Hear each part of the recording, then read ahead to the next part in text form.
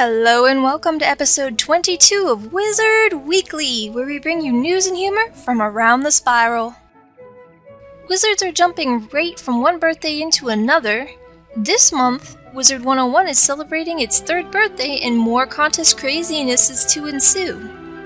To celebrate its birthday and the introduction of teleporters into the spiral, King's Isle is hosting the Now You're Thinking with Portals contest, where wizards are called upon to display their teleporting prowess.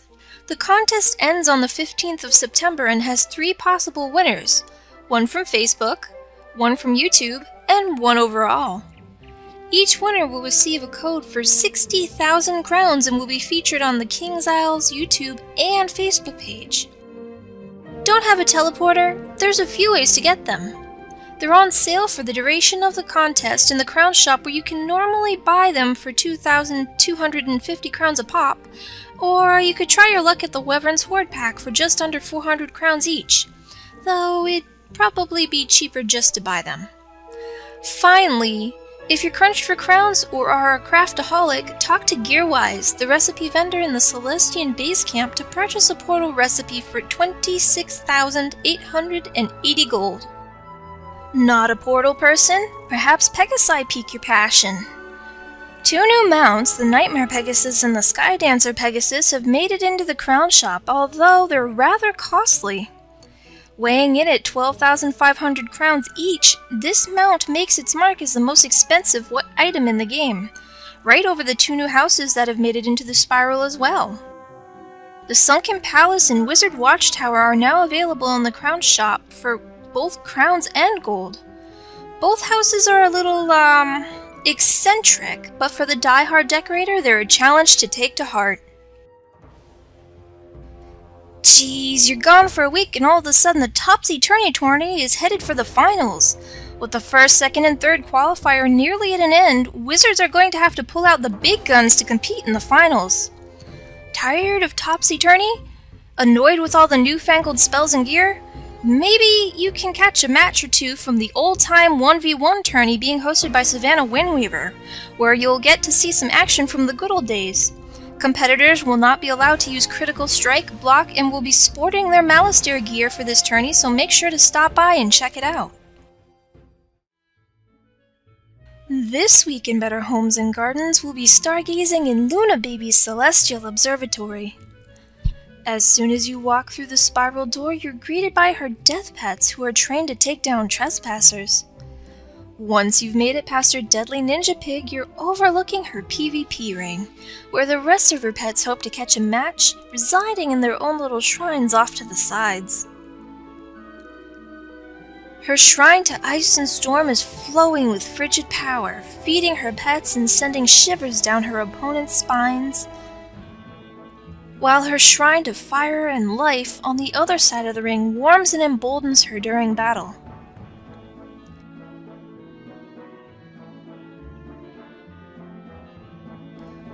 While she's not battling, Lunababy hosts a small carnival for pets and young wizards. Her crafted carousel spins serenely in the center of the fun, but if that's not your speed, you can get your palm read or your fortune told by her manders off in their little tent to the side. Her lion let loose guards the door, keeping unwanted visitors outside. Good kitty.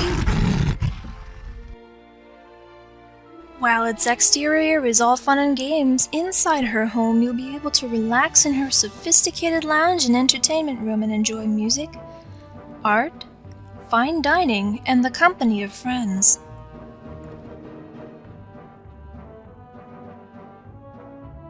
One floor up is her crafting room, which is kept pristinely clean by her little clockwork companions, whom she lovingly pieced together by hand. Keep going and you find yourself in the study hall, where Ravenwood staff, including Merle Ambrose himself, have been known to tutor stumped students.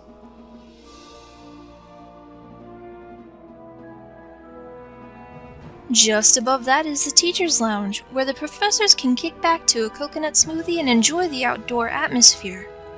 To make sure no students sneak in, she's hidden a surveillance system inside her water mole statue, which will teleport them to the floor below as well. Finally, Lunababy would like to welcome you to her room, which you need a special pass to get into. It's been decorated to look as realistic as possible, and from here she can peer down on the fairgrounds below, or just get away from it all and gaze at the stars. Lunababy's home has a little bit of everything, and the way she's added her own story to make everything meld harmoniously really makes it unique. But it was the way she designed her home to entertain guests of all ages that really struck me. Speaking of striking, after a few welts, bumps, and bruises, and maybe a lost eyebrow or two, we at Wiz Weekly HQ finally gave up on the teleporter mailbox idea. By the way, taking a hammer to a teleporter to quote-unquote fix it is really not the best idea. Anyway, let's get back to our first question sent in by Sophia1931, who wonders, why do you think there's more Crown users than subscribers? Isn't subscribing easier? I guess it depends on how you look at it. Subscribing is easier in the sense that you can set it and forget it, but in the end, buying the spiral with crowns is, in the long run, cheaper.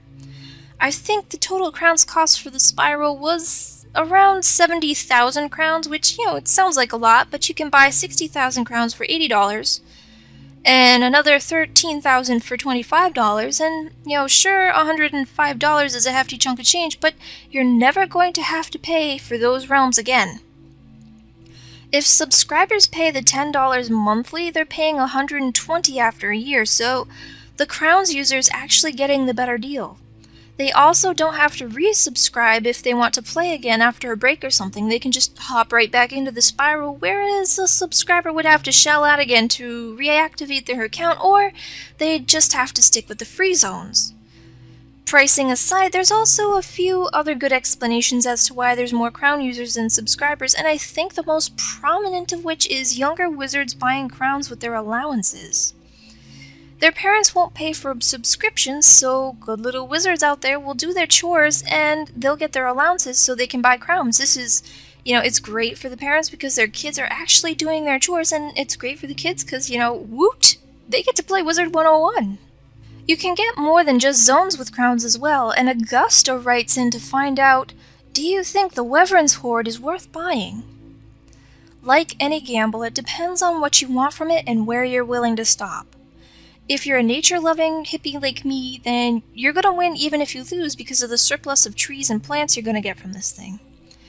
If you're looking to get something more rare out of the Wyvern's Hoard, or any Hoard deck for that matter, you're gonna want to pace yourself because even though it's only 400 crowns, 399 if you want to get technical, if you go nuts buying it, then, 20 Wyvern Hoard packs later, you've spent enough to get a few zones, or 3 new wands, or another mount.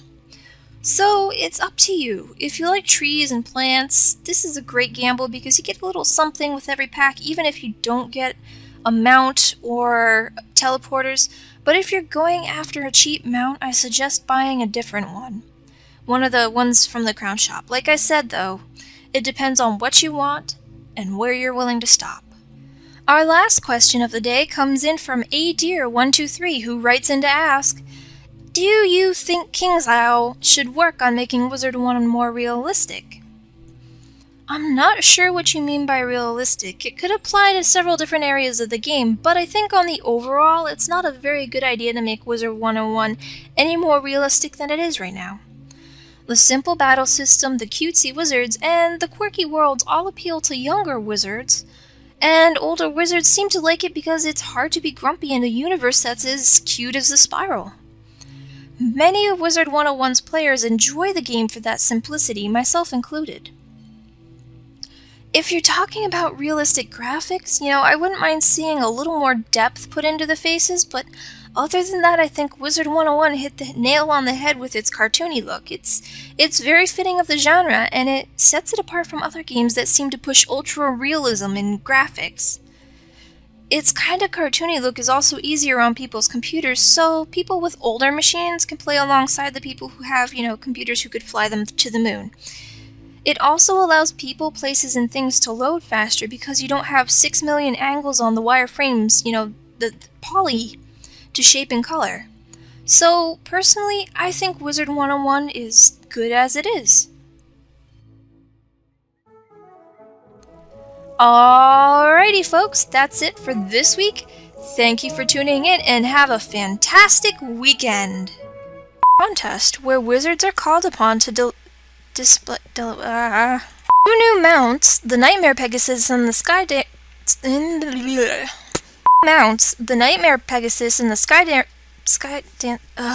Dancer. Why is it so hard to say? On for a week, and all of a sudden the Topsy Turny yes, I said it right. I actually said it right. It's still a blooper, but I said it right.